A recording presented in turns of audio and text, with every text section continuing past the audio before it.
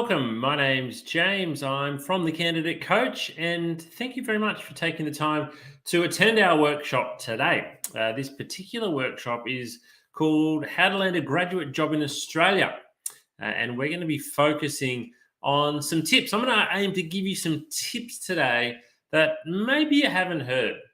We're going to go through 12 tips in particular, and hopefully, there's a couple of things amongst those tips which make you think, wow, I didn't know that, or I'm not doing that.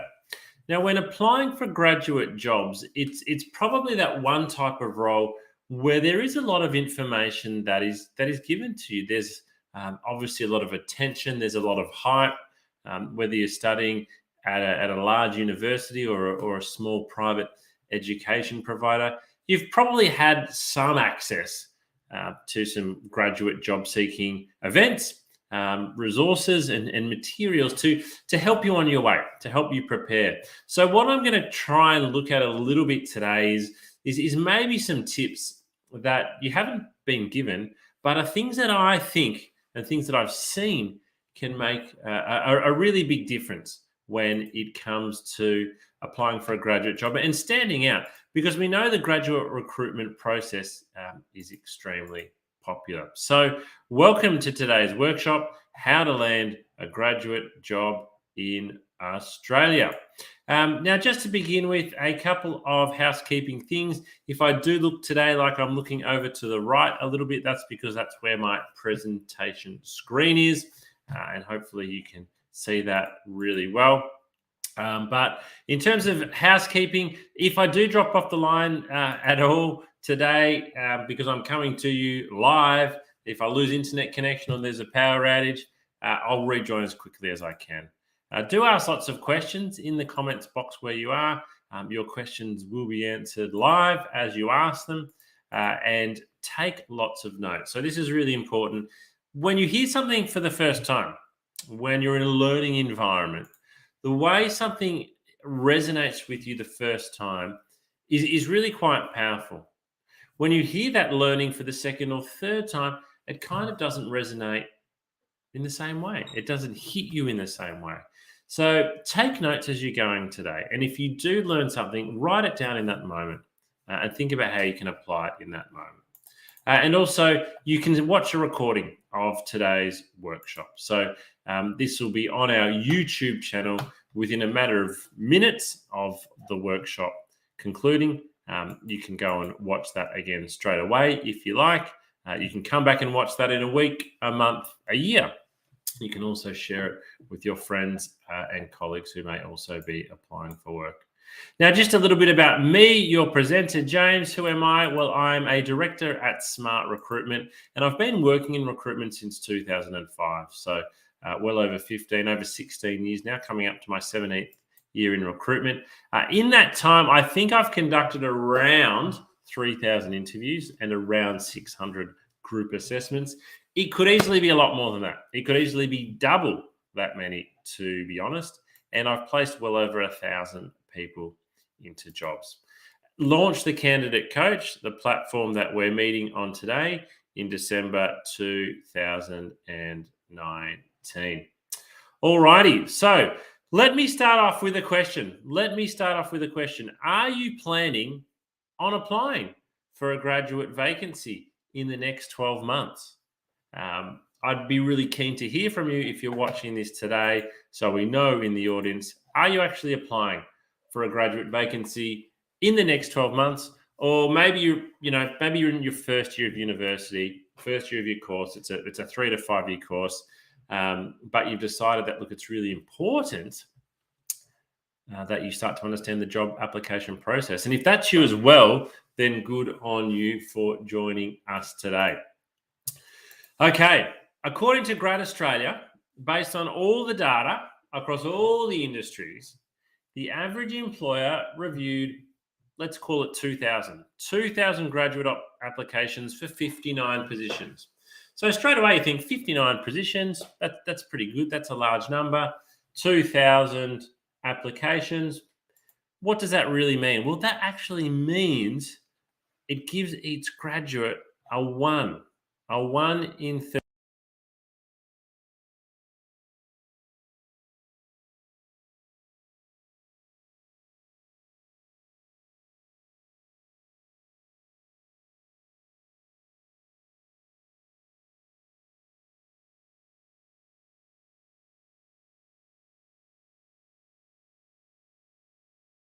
chances of getting the job, or does it actually make you feel, a bit dismayed? From this list of emojis, if you had to choose, type into the comment box, how does it make you feel? How does it make you feel having a 1 in 33 chance? What it means to me is we need to be doing all the little things well. We need to be doing all the little things well. So if we've got a 1 in 33 chance, we need to do the big things well. Obviously, we need to have a good resume, a good cover letter, good interview technique. We must do all of those things. But when it comes down to 1 in 33, we need to do the little things well. We need to do the little things well as well. We basically need to do everything well. There's going to be some luck involved. But if you do all the small things well, you can turn the luck in your favor. So hopefully through some of the tips today, we're going to be able to show you what you can do. All right, so let's get stuck into it. 11 job hunting tips in a competitive market. I'm actually going to give you 12 tips today. I've added in a 12th one. So my tip number 1 is, first of all, realize that all graduates meet the selection criteria. This is a really important thing. So when you apply for a graduate job, and I was the same when I applied for graduate jobs 17 years ago, you think, oh, look, it says graduate accounting position. I'm a graduate accountant, and you apply for the job and then you don't even get to interview. And you think, well, why didn't I get to interview? I meet the selection criteria. They're asking for a graduate accountant. That's me. Well, what you need to realize is that everybody who applies for that job meets the selection criteria. So by being a graduate, all it means is you're allowed to apply. It doesn't mean you're special for the job. It doesn't mean you're going to go straight to an interview stage. It doesn't mean you're going to get offered the job.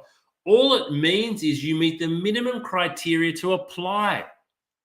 So some graduates rest on their laurels here and they think, well, I'm a graduate. This is a graduate job. Those two things meet. I'm going to be successful here. The answer is no. All it means is you can apply for the job. You've kind of got to the starting position. You've been given entry into the race. Think of it that way. So it is really important to realize this, because if you think I'm a graduate, I'm going to get the job, you're way off. You're absolutely way off. What you need to think is, great, I've graduated. I've got to the starting point of being able to apply for jobs. Now I've got to continue to impress. I've really got to continue to impress. This is a really frustrating lesson for a lot of graduates to realize, because you've done a lot of hard work. You've finished high school, you've done a 3 to 5 year degree, sometimes even longer. You've found the graduate job that looks really interesting. You apply for it and you don't hear back. And the reason is that you've rested on your laurels. You've put in an average application, whereas the candidates you're competing with, and the other 32 candidates going for that one job, the same job as you, they've put in a lot of effort. So you need to realize that all graduates, everybody who is applying for the job, meets the selection criteria. So that does not make you special. Maybe this is a harsh lesson for you to hear, but it's an important one for all graduates to be aware of. All right, tip number 2. I'd love to hear your answer. Type this into the comments box. Are you attending careers fairs? Are you attending careers fairs, graduate expos, whatever you like to call them? We've popped a photo on the screen there. I'll bring.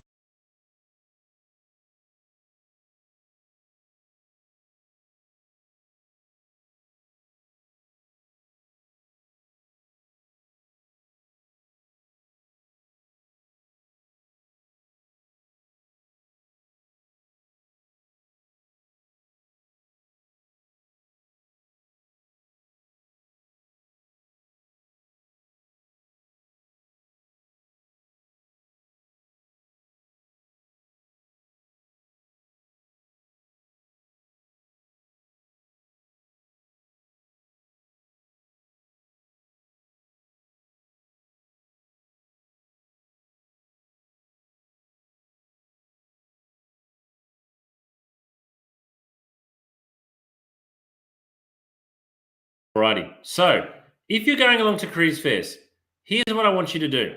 I want you to go along with a pen and paper, and at each stand or each stall that you go up to, when you are talking to that organization about their graduate program, you'll probably be given a leaflet, you'll be given information, you might be given a show bag, a stress ball, a lollipop. What I want you to do, though, is to actually write down the names of the people you speak to. And if you don't know what their name is, or they don't have a badge, ask them what their name is. So if you meet Sandra Brown from ANZ Bank, for example, and you have a good chat to her for 15 minutes, I want you to go away on your notepad, write down ANZ Graduate Quiz Fair, Sandra Brown, graduate program, whatever her title was. When you are then going through any of the application process with ANZ, I would use her name. So I would use her name in the cover letter. I would mention in the cover letter that I met Sandra Brown at the careers fair.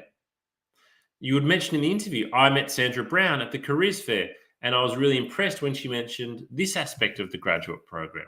Using people's names is really powerful. We all like our names mentioned. Now, maybe you'll never see that Sandra Brown again, but what it will show the interviewer is that you remembered meeting her and that you are seeming particularly interested in working for this organization. So using people's names, tip number 2, is really powerful. Include in your cover letter and during your interview the name of the people you met, what they said and why you were impressed.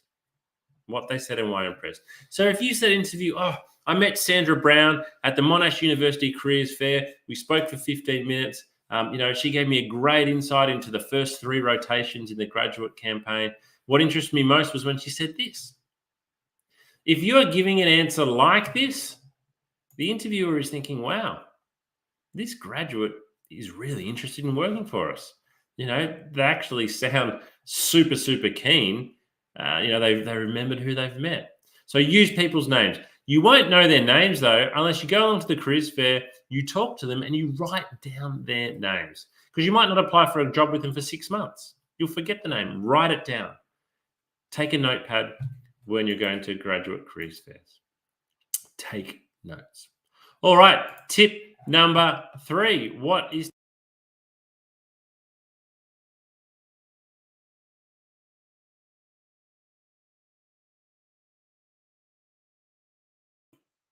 has the same qualifications. So again, we're coming back to my first tip.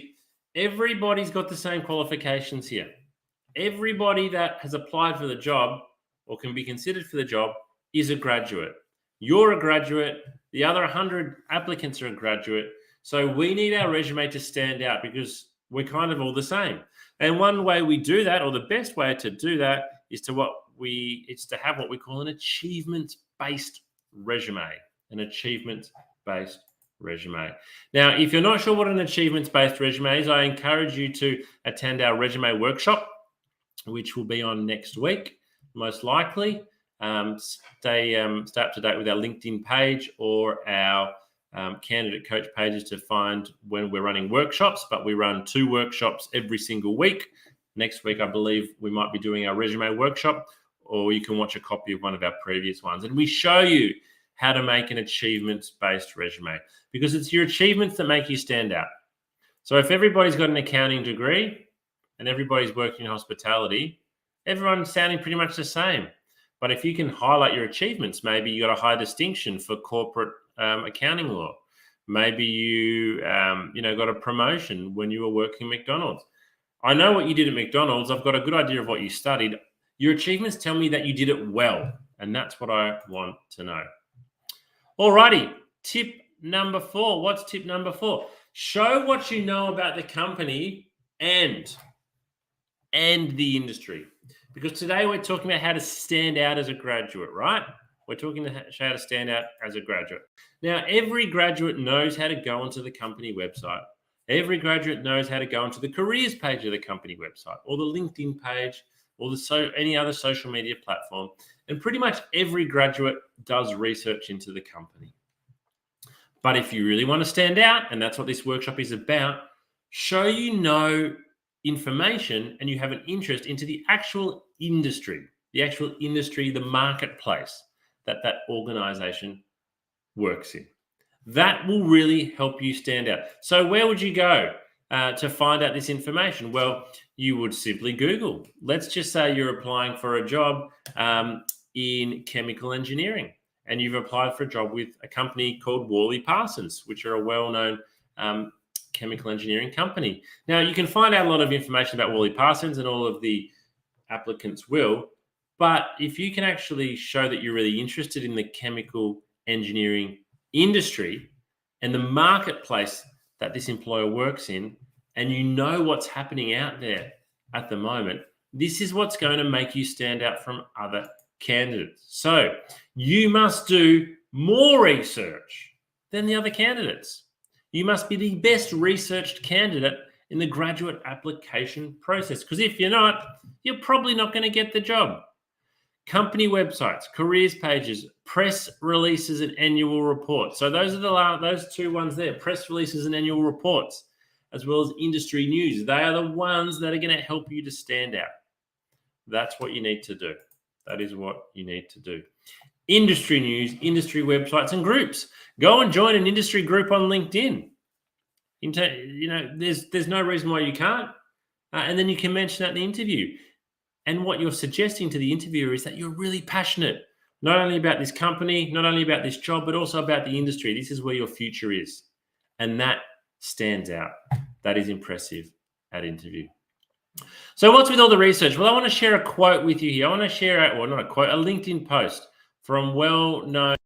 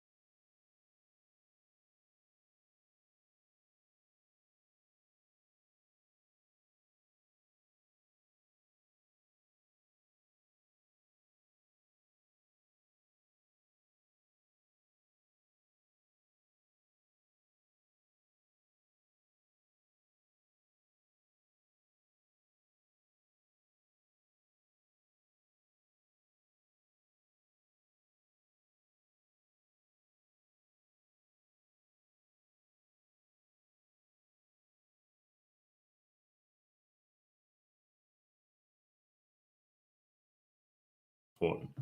I understand doing research takes effort and you don't even know if it'll pay off. However, that's exactly what other applicants do to get the job, and they're the ones that you are competing with right from the beginning of the application. So you're hearing it there from the horse's mouth, so to speak. You need to do your research. And if you think, I kind of can't be bothered, well, just think about the fact you're competing with at least 33 other people for one job. Do you think those other 33 candidates are going to be doing their research? You bet they are. All right. Tip number 5, let's research the recruitment process. Well, what do I mean here? First of all, find out what tests will you be taking. Testing, online testing, skills testing, psychometric testing, behavioral testing. Graduate recruitment programs love to test candidates. Find out what test you're going to be taking, and you can then go away and Google it. Go away and Google what test you'll be taking. What assessments will you be asked to complete? Are you going to be asked to complete a group activity assessment? You can then go away and research this, particularly with the tests. You can research it here, what other people have to say. This will help you to best prepare. What do previous candidates have to say?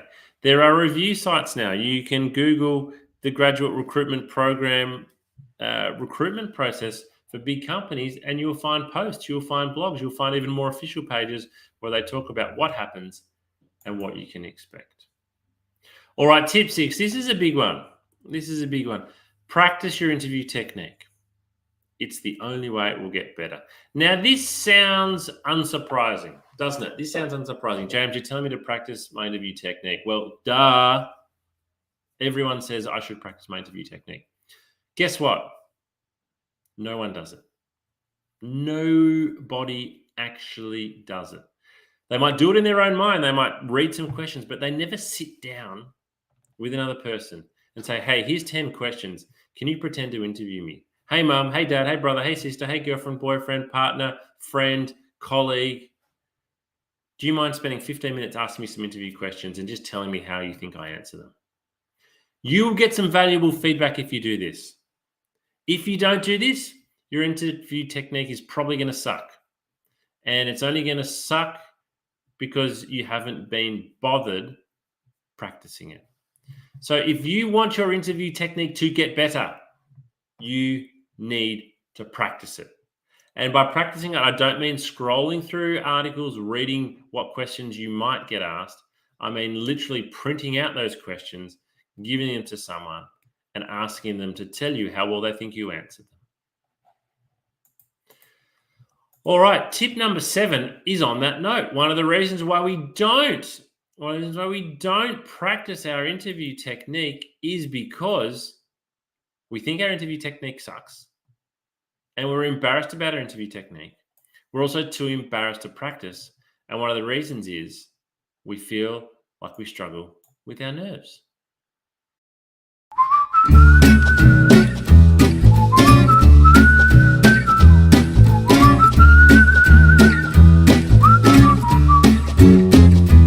Thanks for joining us at The Candidate Coach, Dr. Barker. Tell us a bit about your background and the type of work you do. I am Dr. Sarah Barker. I'm a clinical psychologist. I've worked in workplace mental health with Black Dog Institute for the past 7 years.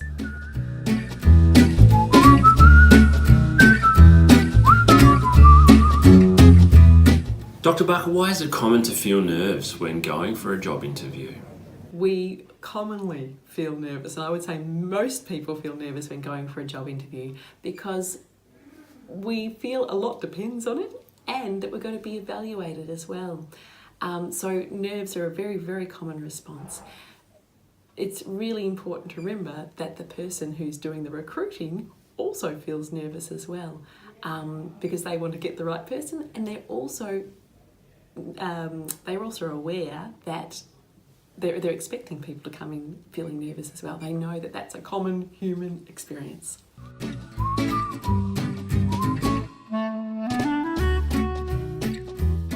What can we do before the interview to help best prepare so that we're not overcome by feelings of nerves and anxiety?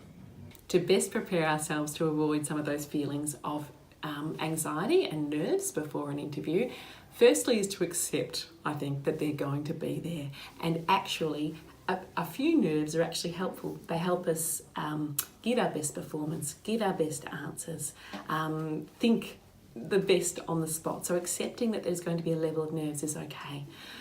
But I think also probably an hour beforehand or the morning before the interview, really practicing some breathing strategies, whichever is your favourite breathing strategy, to calm those nerves down, calm the system down, calm the breath down, and allow your body to relax as much as it can into the interview. I also think preparing answers and having a practice in front of the mirror of some likely answers that are going to be, or likely responses to questions that are going to be asked can be very, very reassuring, because often the questions we predict are there. And even on the internet, there are usually lots of questions for any job that are typical questions that you can then prepare a brief response reflecting on your experience beforehand. So it's not such a test in the moment then, because you've got some preparation behind you. The other thing I think too is reminding yourself, I've got this far and this is a good thing. And, you know, they're interested in getting to know me. I'm also interested in getting to know them, and concentrate on the relationship too and enjoy the relationship as much as you can. They're usually going to try and put you at ease so that they can see how you respond as well.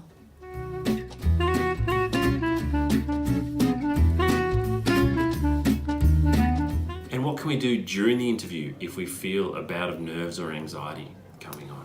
It's very common for us to suddenly feel overwhelmed in the moment in an interview. If that happens, take some deep breaths. It's okay to buy some time.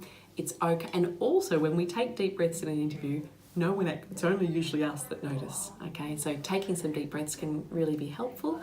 And even saying to the interviewer, could I just take a moment here just to pause and gather my thoughts, and then just breathe, okay? And then when you're ready, come back and say, I'm ready to continue on. And that's a fine way to manage nerves during an interview.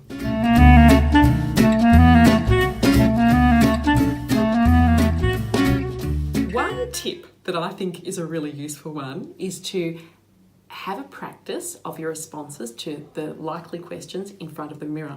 Something you might notice is that the questions you're feeling more confident about, you'll smile more, you'll be more relaxed, you'll strut your stuff a little bit as you respond.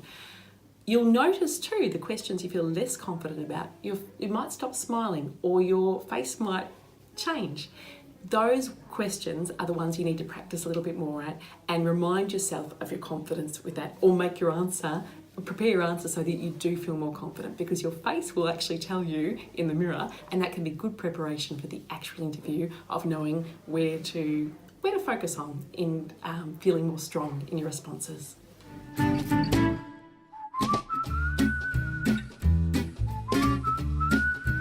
In summary, nerves and anxiety for interviews can be partially managed and avoided by preparing beforehand, using our breathing exercises and techniques to reduce stress so we're going in feeling calmer, and also during the interview by practicing those same skills.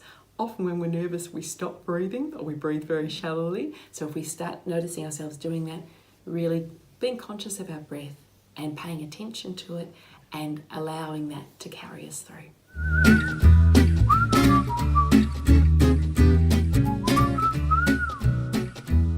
Thanks for watching today, and we hope this has helped you best prepare for your next job interview.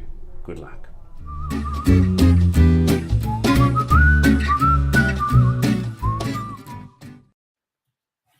So my next question to you is, who do you want to work with? Who would you rather work with? On the left or on the right, depending which way my screen goes, somebody likable. Choice A is somebody likable. Choice B is somebody unlikable. Ugh. Who would you want to work with? Look, it sounds silly, right? But be likable. It will increase your chances of getting the job. When you're sitting down for an interview with somebody, whether it's a graduate job or any job, they are thinking, whether they realize it or not, do they want to work with you? Are you the person that they want to sit next to? Right here next to me for 8 hours a day, 5 days a week, 48 weeks of the year, for the next 5 years. Now, if you come across as unlikable, negative, boring, aloof, disinterested, disengaged, the answer is going to be no. But if you come across as friendly, approachable, happy, positive, confident, engaged, and committed, the answer will be yes. So be likable. Be likable. Why? Well, simply, it will increase your chances of getting the job. It is human nature. I know it doesn't sound very politically correct, and it doesn't sound very formal in terms of going for a job, but if you are likable, if you can build some rapport, get along well, be polite, it will increase your chances of getting the job. Tip 9, ask great questions. What do I mean by this? What do I mean by ask great questions? Well, at the end of every interview, you will be asked, do you have any questions for me? Now, this is the one part of the interview where you actually get the opportunity to set the agenda here. So up until this point, you might have been asked 15 questions. You can only answer those questions. Now you kind of set the tone. So if you can ask some great questions here in this kind of free time, you can really differentiate yourself from the other candidates. So what do I mean by great questions? Well, don't ask what's the salary, what are the hours, where is it located, where would I be sitting? Ask some questions that help to show you have done a lot of research.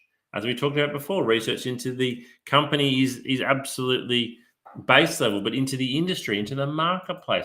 Ask some great questions here to impress. The aim here is we want to impress the person that's meeting with us by asking some questions. The questions here can make you stand out. They absolutely can. Tip number 10.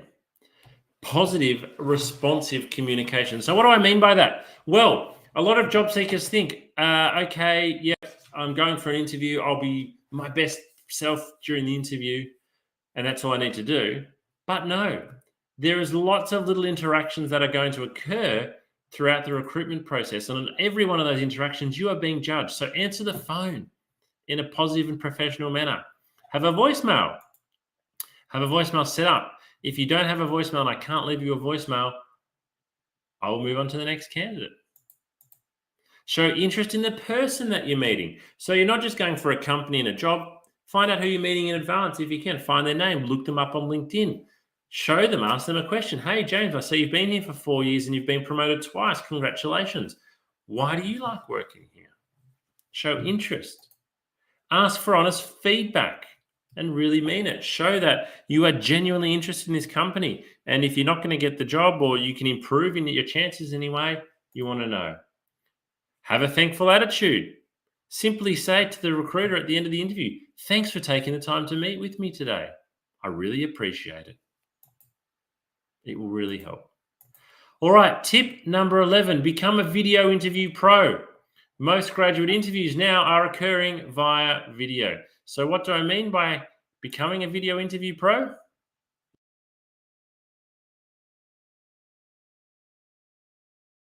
Hi job seekers, James here from The Candidate Coach. One of the most common questions we've been receiving lately is around how to best prepare for a video interview. Due to the circumstances over the last 12 to 18 months, video interviews have become the most common way of meeting a candidate, replacing the in-person, face-to-face interview. So here are my top tips for what you need to do to make sure you are best prepared and presenting yourself as well as you possibly can when your interview is over video. So there's 4 main things that you really need to consider. The first thing is camera height. This is the biggest mistake that a lot of people make, is getting the height of their camera wrong. If you've got a laptop, for example, that is sitting on a desk, you need to lift it up. The camera should always be at eye height. You want to imagine the lens of a camera is the eyeball of a person. So if you are looking down at your laptop or your phone, it's going to look back up your nose. So keep the camera positioned at eye height. One of the great ways to do that is to buy a tripod, something like this. So if you don't have a tripod, it's well worth going out and spending the money. Here's another one that I've got here. This one in particular I find to be really, really good. These have both got lights which help, but this one here, you can adjust it to a full standing height if you like. And it's available for not much money from a retail store. The second thing that is really important is the lighting. So having the light shining on your face. You don't want to have light shining from behind you because that creates a lot of glare. So have the light shining on your face, sit with a window facing you so that you are looking nice and clear on camera. The third thing is audio. You need to be in a nice quiet space so your voice comes across clearly, so that you don't have to yell, so that the sound is not distorted. If you are using a laptop, make sure you check about the sound direction. Some microphones only record from directly in front, and if you tilt your head sideways, the audio quality can go down quite significantly. And the fourth thing is, remember to show some personality with video interviewing. A lot of people speak to a camera in a different way that they speak to a person. So again, look at the lens of the camera and imagine you're speaking to a person. Smile. Talk with your hands if that's what you do, but don't look around the room. If you're nervous, don't look down at your hands. Look at the camera and give an answer as if you were giving it to a person. This can be challenging, particularly if you are being asked to record answers and there's not actually a person that you are speaking to, but personality definitely comes through on video, so make sure you show yours.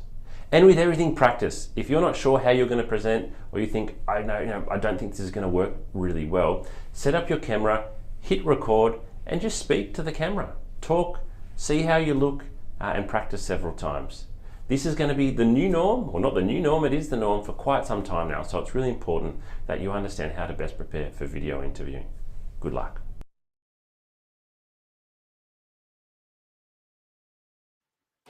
Tip 12 is our final tip today, and our final tip may be the most important one. The final tip is missing out isn't the end of the world. Now, when you are a graduate, when you have spent so much time and effort and money and energy and sleepless nights and hours of study and exam preparation into graduating, and then it comes time to applying for a graduate job, and you line up the 5 or 6 companies that you're really keen on. You imagine yourself working there. You meet people. You go through a couple of interviews. You then get that letter, and it says you're unsuccessful. And it is a big blow. It really is a big blow. I've been there myself. And I thought I missed out on my dream company that I wanted to work for about the last 2 years. I didn't even get to the first round of interview. And I felt like, well, what was the point of going and studying? 2 months later, I had an absolutely wonderful job and I've never looked back. So missing out on a graduate job isn't the end of the world. As we saw earlier, 1 in 33. There's 33 applications for every graduate job. So statistically speaking, you're not going to get a graduate job. So you actually need to be prepared on missing out. There are lots of options for you to take up if you do miss out. Alrighty, so if you're still wanting some more assistance after this workshop, I'd really encourage you to check out your candidate coaching platform, which has video coaching episodes, resume and cover letter templates, interview questions, practice tests. You can take practice tests to check your skills. You can download checklists to make sure you're best prepared. There's articles you can read. We have advice for executive job seekers, mental health support. A lot of information on our upcoming live workshops. As I've said before, we run 2 workshops most week. That's 8 a month. And all of this is available for you for free. Now, before you go, please spend a couple of minutes, 2 minutes actually, because we created a 2-minute survey. It only has 5 or 6 questions.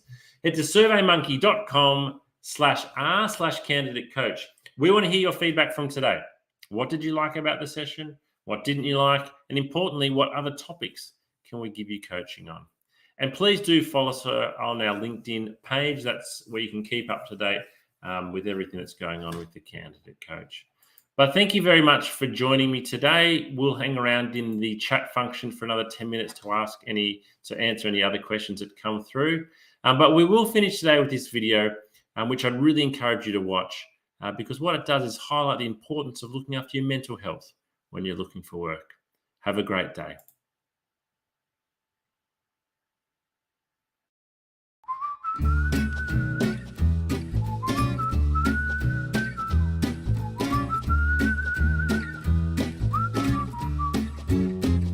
If you're not feeling terrific at the moment and you feel like your mental well-being has taken a little bit of a dip, please remember this is not going to last forever. There's lots you can do to manage your mental health and get back on top of it.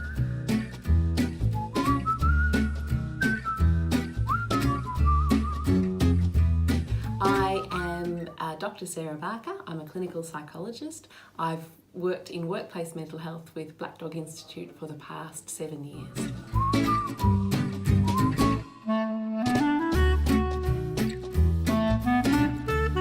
I work with a lot of adults and young people, mainly with anxiety, depression, trauma as well, a range of issues, and many who are looking for work and undergoing that process of trying to find employment.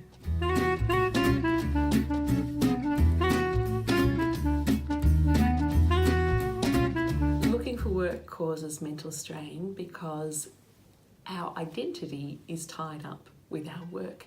Work gives us meaning, it gives us purpose, it gives us company and connection. So it's stressful for lots of reasons looking for work, and it can take a toll on our mental health.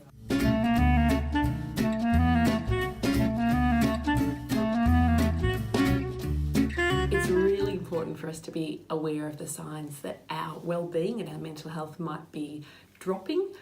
Probably the biggest sign is changes in behaviour. So that might be changes in the way we're thinking or talking to ourselves. We might be saying things like, who would employ me? I'll never get a job. We might be really down on ourselves and really hard and critical on ourselves when normally we're not so hard and critical.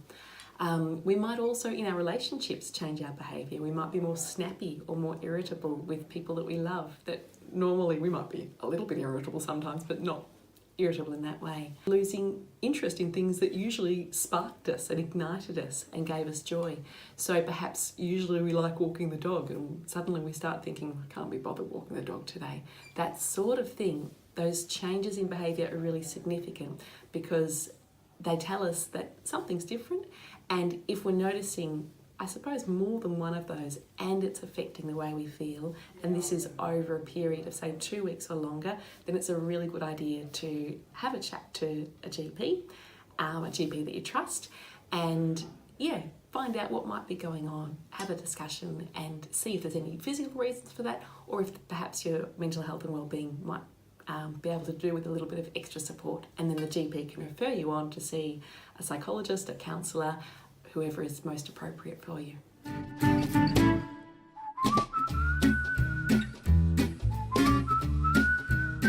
There are so many great things you can do to look after your mental health when you're looking for work, and it's really important that you do. My very top tip would be really talking kindly to yourself and being compassionate with yourself.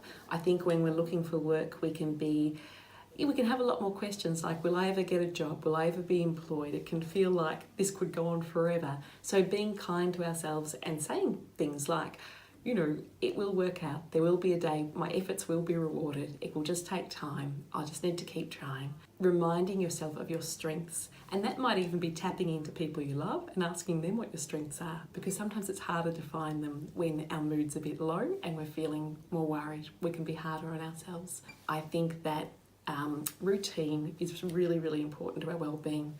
When we're looking for work, we mightn't have such a regular routine because there mightn't be a 9 to 5 start and finish time for a job, or there isn't.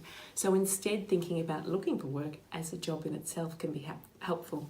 Having a start time and a finish time can be really helpful, and some set tasks that you hope to achieve that day. Purpose is really important too. So purpose might come through routine, but it can also come through other things. Meaning's really important, and our work gives us meaning. So when we're looking for work, meaning mightn't feel like it's there as much. Part of what we can do is infuse those tasks with meaning. So I am doing these things today, I'm looking for work, and that is meaningful in itself, because there's an end goal to this. It will be something that's good for me and good for the people that I love as well.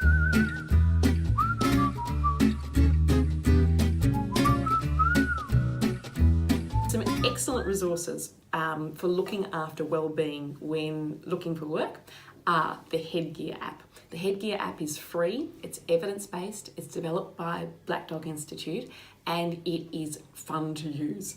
It uses mindfulness, so a technique to really help us relax and reduce physiological arousal, which can often occur when we're feeling anxious. It's got a 30-day challenge, which is just short, bite-sized little challenges to extend your well-being and grow your well-being, and that can be really extra important when we're looking for work.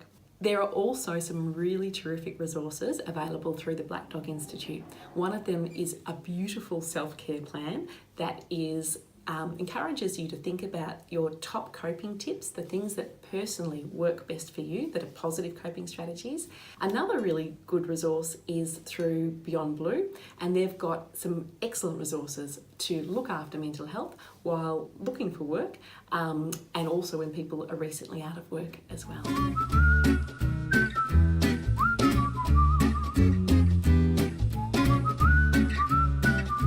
Probably time to seek professional assistance when you notice your mood is lower and you're feeling more down than usual, when you're worrying more and perhaps worrying excessively about things that you wouldn't normally worry about, and perhaps in your relationships too, when you're more tense with people and perhaps more snappy or irritable.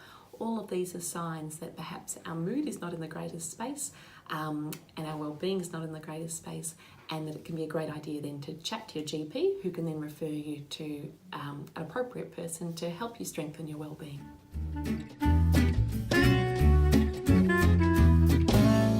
It's very common for people to have a dip, but please know that that's not going to last forever, and that there's lots you can do through looking after yourself, but also through getting access to professional support that can really give you a boost again and get you back feeling good as you're looking for work.